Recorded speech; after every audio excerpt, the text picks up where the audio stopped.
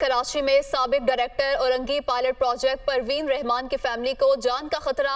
5 अफराद को एमपीओ के तहत गिरफ्तार करके 90 रोज तक सेंट्रल जेल में नजरबंद रखा जाए। महकमा दाखिला सिंध ने आईजी गुलाम नबी मेमन की सिफारिश पर नोटिफिकेशन जारी कर दिया है। इसी हवाले से बात करेंगे नुमाइंदा दुनिया न्यूज मोहम्मद अशद हमारे साथ मौजूद हैं। अशद, बताइएगा क्या मामला है ये?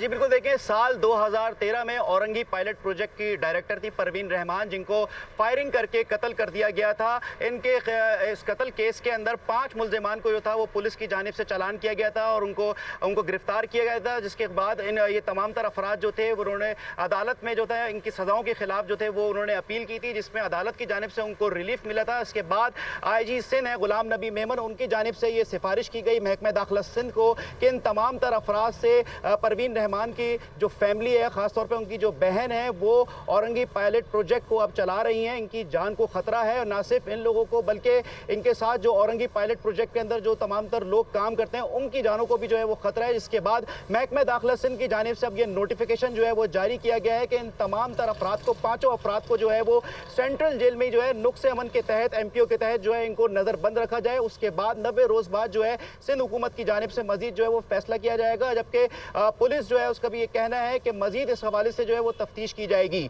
जी मोहम्मद अशद, बहुत शुक्रिया, आपने तफसीलात से आगाह किया।